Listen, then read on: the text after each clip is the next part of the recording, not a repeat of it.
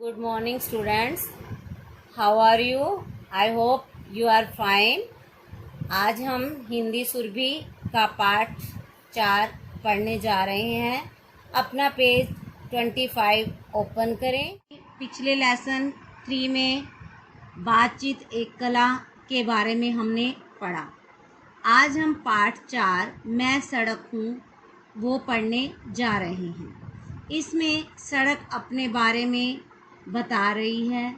इस सड़क पर हजारों करोड़ों लोग अपने घर जाते हैं, लेकिन सड़क एक ही जगह स्थिर होकर रहती है, वह कहीं नहीं जाती। इस पाठ में वह अपने सुख दुख के क्षण बताने जा रही है। तो हम लेसन स्टार्ट करते हैं।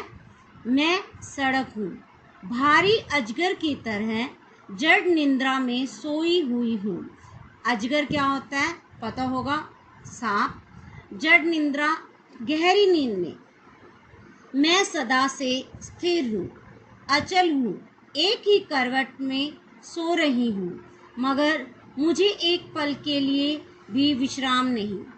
आपने देखा होगा, सड़क को कभी चलते हुए नहीं देखा, स्थिर है, न ही वह करवट बदलती है, उसे एक भी पल विश्राम नहीं मिलता, मतलब कि आराम नहीं मिलता।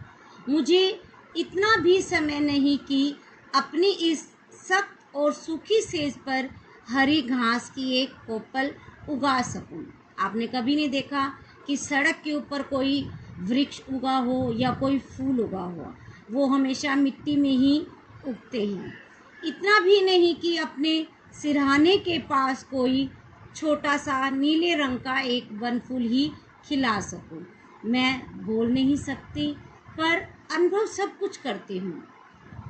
रात और दिन पैरों की आहट, सिर्फ पैरों की आहट। मेरी इस जड़ निंद्रा में हजारों लोगों के चरणों के शब्द दिन रात स्वप्न की तरह घूमते रहते हैं। मैं चरणों के स्पर्श से यानी कि पैरों के छूने से उनके हृदय को पढ़ सकती हूँ।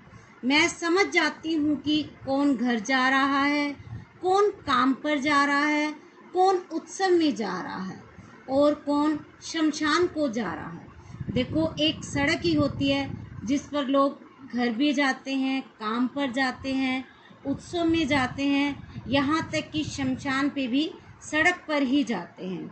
जिसका जीवन सुख से भरा है, वह पग पग पर सुख की तस्वीर खींचता चलता है। वह पग पग पर आशा के बीज बोता जाता है। जिसका घर नहीं, कोई आश्रय नहीं, उसकी चाल में न आशा है न अर्थ है, उसके कदम में न दायां है न बायां। दुनिया की कोई भी कहानी मैं पूरी नहीं सुन पाती। आज सैकड़ों हजारों वर्षों से मैं लाखों करोड़ों लोगों को कितनी हंसी, कितने गाने, कितनी बातें सुनती आई हूँ, पर थोड़ी सी ही सुन पाती हूँ। बाकी को सुनने के लिए कान खड़े करती हूँ तो देखती हूँ कि सुनने वाला ही चला गया। ऐसी कितनी ही वर्षों की कितनी टूटी फूटी बातें मेरी धूल में मिलकर धूल बन गई। इसमें क्या कोई जान सकता है? वह सुनो, कोई गा रही है कुहू कुहू, पर कह नहीं पाई। जरा ठहरो, गाने को पूरा सुनाकर जाओ, तुम्हारी पूरी बात सुन लूं। पर कहाँ ठहरी वह, गाते गाते न जाने कहाँ चली गई। मैं पूरा गीत सुन न पाई। अब यह एक ही पद आधी रात तक मेरे कानों में गूंजता रहेगा। हम देखते हैं सड़क कहीं नहीं जाती। अगर कोई पक्षी या कोयल गा रही है तो वह गाते गाते आगे चली जाती है, सड़क उसे पूरा नहीं सुन पाती। मुझे एक दुख है, किसी भी चरण चिन्ह को मैं अधिक दूर तक थाम कर नहीं रख सकती। मुझ पर लगातार चिन्ह पड़ रहे हैं, पर नए आकर पहले के चिन्हों को पहुंच जाते हैं। हर चिन्ह दूसरे ही क्षण धूल में मिल जाता है। मैं किसी का भी लक्ष्य नहीं हूँ, सड़क किसी की भी मंजिल नहीं है। मैं सबका साधन हूँ। साधन क्या है? इसको सभी यूज़ कर सकते हैं, लेकिन इसे कोई अपनी मंजिल नहीं बना सकता। इसको यूज़ करके इस पर चल कर अपनी मंजिल तक जाते हैं। मैं किसी का घर नहीं हूँ, मैं सबको घर ले जाती हूँ। मुझ पर कोई खड़ा रहना नहीं चाहता। जिनका घर बहुत दूर है वह मुझे कोसते और शाप देते हैं। जैसे कि हम देखते हैं कि हमें अब बहुत दूर जाना है तो हम कहते हैं ना, ओहो ये तो रास्ता ही बहुत गंदा है या बहुत बड़ा है, हम गालियाँ निकालते हैं। मैं जो उन्हें उनके घर के द्वार तक पहुंचा देती हूँ उसके लिए उनसे कृतज्ञता कहाँ पाती हूँ। एहसान कोई नहीं करता सड़क का। वे घर जाकर आराम करते हैं, आनंद लूटते हैं, अपनों से मिलते जुलते हैं, लेकिन वे मुझ पर तो केवल थकावट का दोष लगाते हैं। घर के उस आनंद की एक बूंद भी मैं नहीं पाती। हाँ, कभी कभी वह भी पाती हूँ। छोटे छोटे बच्चे हंसते हंसते शोरगुल मचाते मेरे पास आकर खेलते हैं। अपने घर का आनंद वे मुझ तक ले जाते हैं। उनके माता पिता का स्नेह घर से बाहर निकलकर कभी कभी सड़क पर आ जाता है। मेरी धूल को वे स्नेह दे जाते हैं और अपने छोटे छोटे कोमल हाथों में हल्की हल्की थपकियां देते हैं। अपने स्नेह से वे मुझे सुलाना चाहते हैं। छोटे छोटे कोमल पाँव जब मेरे ऊपर से चले जाते हैं तब मैं अपने मन में अनुभव करती हूँ कि मैं बड़ी कठोर हूँ।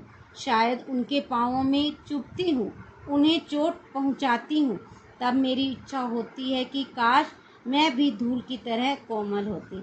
जब छोटे छोटे बच्चे सड़क पर खेलते हैं या उन पर पाँव रखते हैं तो सड़क क्या है, अपने आप को कोसती है, अपने आप को दोष देती है कि कहीं उनके छोटे छोटे कोमल पैरों से छिल ना जाए। अमीर और गरीब, सुखी और दुखी, युवा और वृद्ध, जन्म और मृत्यु सभी मेरे ऊपर से एक साथ गुजरते हैं। इसलिए मुझको न हंसी आती है न रोना। लोग बीते हुए पर शोक करते हैं, वर्तमान के लिए सोचते हैं, भविष्य के लिए आशा में डूबे रहते हैं। परंतु मेरी स्थिति अलग है। मैं तो वर्तमान के प्रत्येक पल में सैकड़ों हजारों नए नए अतिथियों का स्वागत करती हूँ। मुझ पर अपने चरण चिन्ह छोड़ जाने की कौन कोशिश करता है? मैं भी उनसे आशा नहीं करती। मैं अपने ऊपर कुछ भी पड़ा रहने नहीं देती, ना हंसी न रोना, सिर्फ मैं अकेली ही पड़ी रहती हूँ।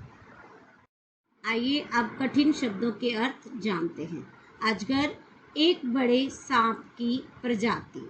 सेज, बिस्तर, सिरहाना, पलंग का वह स्थान जहाँ सोते समय सिर रखा जाता है।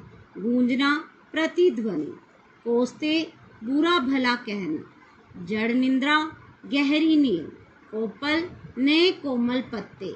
बनफूल, वन का आहट, चलने से होने वाली हल्की आवाज़। लक्ष्य, मंजिल। कृतिकता, एहसान। अब श्रुतलेख, कठिन शब्दों का हम उच्चारण करते हैं। निंद्रा, विश्राम। कोपल, स्वपन, स्पर्श, उत्सव, शमशान, आश्रय, चरण चिन्ह, स्नेह। मौखिक प्रश्न। सड़क ने अपनी तुलना किससे की है? अजगर से। सड़क स्वयं को स्थिर मानती है या क्रियाशील? स्थिर। सड़क लोगों के बारे में सब कुछ कैसे जान लेती है? आहट से। सड़क को आनंद का अनुभव कौन कराता है? छोटे छोटे बच्चे। सड़क किसमें जीती है? भूत, वर्तमान या भविष्य? वर्तमान में। सही गलत। सड़क बोल नहीं सकती पर अनुभव सब कुछ करती है। सही। सड़क हजारों लाखों लोगों के लिए स्वप्न देखती है। सही। दुनिया भर की कहानियाँ सड़क को जवानी याद है। सही। सड़क किसी की भी चरण चिन्ह को देर तक थामे नहीं रहती। सही। सड़क छोटे बच्चों के लिए अपनी कठोरता समाप्त कर देना चाहती है। सही। भाषा से संबंधित पेज नंबर 29 देखिए। खेलना, खिलाना। खिलना, खिलाना। रोना, रुलाना। सोना, सुलाना। पढ़ना, पढ़ाना। मिलना, मिलाना।